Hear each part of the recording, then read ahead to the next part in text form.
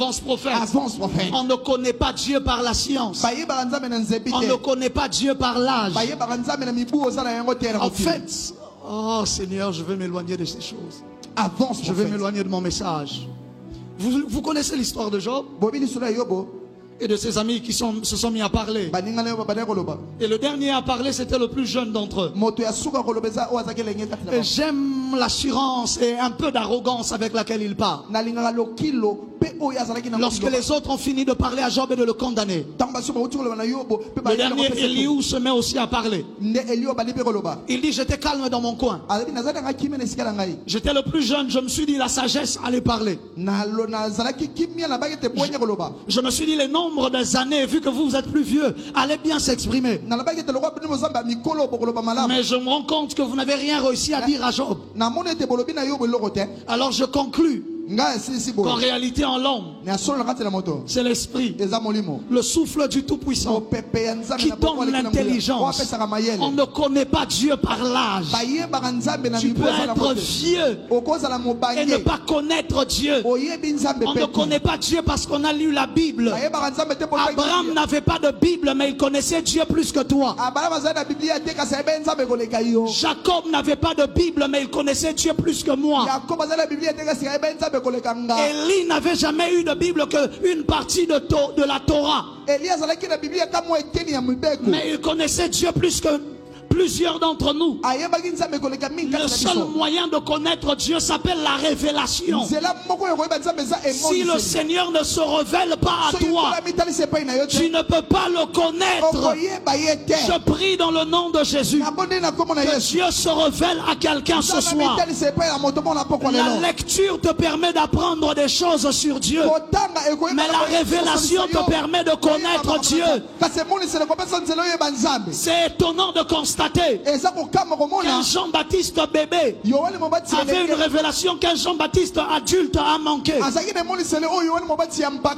Bible déclare que dans le ventre de sa mère Élisabeth, il rencontre Marie, qui elle aussi est enceinte de Christ.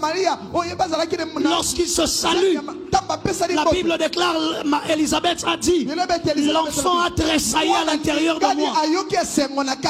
C'est-à-dire que Jean-Baptiste bébé dans le ventre rencontre Jésus et il avait la révélation que c'est Jésus, au point où il a tressailli à l'intérieur du ventre. Mais le même Jean-Baptiste prophète et adulte, il envoie des gens demander à Jésus: es-tu celui qui doit venir, ou devons-nous en attendre un autre? Ton amen n'arrive pas ici devant. Mais Jean-Baptiste, qu'est-ce que tu dis? Alors que c'était le même 3 ans plus tôt, qui lui-même avait dit à tout le monde: voici l'agneau de Dieu qui ôte les péchés du monde. Ça veut dire quoi? Ça veut dire que parfois la révélation est saisonnière. On ne traverse pas dans la prochaine saison avec la révélation de la précédente saison. Il savait que c'était l'agneau de Dieu. Comment est-ce qu'il ne savait plus cela quelques jours après?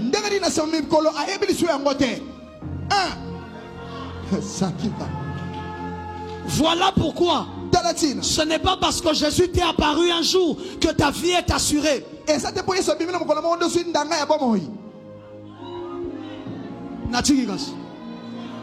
Dis avec moi: avance prophète. Avance prophète.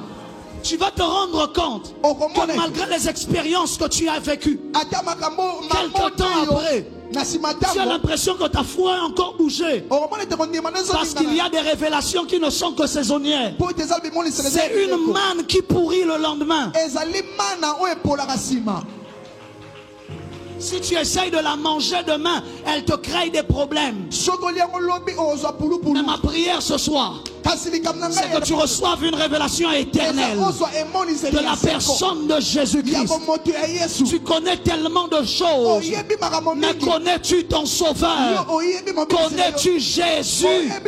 Je prie le ciel, je prie le Père, afin qu'il révèle le Fils au nom de Jésus. C'est comme ça que Jésus dit, Jean 6, 44, nul ne peut venir à moi si le Père qui m'a envoyé ne l'attire. C'est impossible de venir à Jésus. Il faut que le Père t'attire. Mais ce qui est bizarre, c'est que dans Jean 14, le verset 6, Jésus lui dit: je suis le chemin, la vérité et la vie. Nul ne vient au Père que par moi. Si nul ne peut venir à toi sans que le Père ne l'attire, et que aussi nul ne va au Père, ou encore mieux, nul ne vient au Père que par toi. Il faut commencer par qui alors?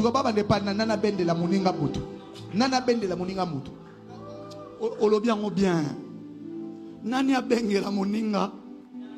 Parce qu'au fait, il dit nul ne vient au Père, il ne vient à moi si le Père ne l'attire. Ça ne veut pas dire que tu es au Père, ça veut juste dire que le Père t'attire. On peut attirer quelque chose à distance, mais une fois que tu arrives chez Jésus, tu trouves maintenant le chemin qui mène au Père. Mais numéro 2, la première concerne beaucoup plus les païens, les juifs. Nul ne vient à moi si le Père ne l'attire. Parce que les Juifs connaissaient le Père. Et pour qu'ils connaissent Jésus, il faut que le Père que eux connaissaient les attire vers Jésus. Mais le deuxième, c'est beaucoup plus pour nous. Nous connaissons Jésus, mais c'est le Jésus que nous connaissons qui nous emmène chez le Père. Ton amen n'est pas arrivé ici devant. Ton amen n'est pas arrivé ici devant. Amen. Je suis en train de dire à quelqu'un que seule ta révélation de Jésus te donnera une révélation claire de la personne de Dieu. Il est l'image visible du Dieu invisible. J'ai une mauvaise nouvelle pour toi. Personne n'a vu Dieu. Je répète ça bien. Tu n'as pas entendu. Il n'existe aucun homme sur la terre, ni même dans le ciel, ni même les anges qui aient déjà vu Dieu. Aucun ange n'a déjà vu Dieu. Je répète ça bien. Aucun ange n'a déjà vu Dieu. Pensez que s'il voyait Dieu, Lucifer allait s'aventurer à dire: je m'élèverai, je placerai mon trône. Et même quand il fallait le chasser, il n'a pas vu Dieu venir. C'est Michael qui vient le chasser. Je répète ça bien. Personne n'a vu Dieu. Quelqu'un est en train de me dire: mais Moïse, la Bible déclare, Moïse, je lui parle face à face comme un homme parle à son ami. Il voit une représentation de l'Éternel. Il ne voit pas l'Éternel, il ne voit qu'une représentation. La représentation que Moïse voyait s'appelle Jésus. N'est-ce pas qu'il est l'image visible du Dieu invisible? C'est-à-dire, lorsque Dieu devient visible, ce n'est pas Dieu, c'est Jésus. Tu veux voir Dieu? Tu veux voir Dieu? Ne cherche pas Dieu, cherche Jésus. Ça c'est vrai. Ton problème c'est que tu cherches le Père. Tu n'es pas différent de Philippe. Philippe disait tout le temps à Jésus: montre-nous le Père. Montre-nous le Père. Montre-nous le Père. Jésus le regarde. Il dit: mais Philippe, il dit: Philippe, tu es avec moi depuis tout ce temps. Et tu dis que tu n'as pas vu le Père. Celui qui m'a vu. Au fait, même les anges n'ont jamais vu Dieu. Ils ne voient que Jésus au ciel. Quelqu'un dit: mais les séraphins. Mais la Bible déclare: ils ont deux ailes pour se cacher les yeux. Mais ils se cachent les yeux. Ça veut dire qu'ils ne voient pas. Tu veux aller au ciel voir Dieu. Perte de temps, tu ne vas pas le voir. Vois Jésus et tu verras Dieu.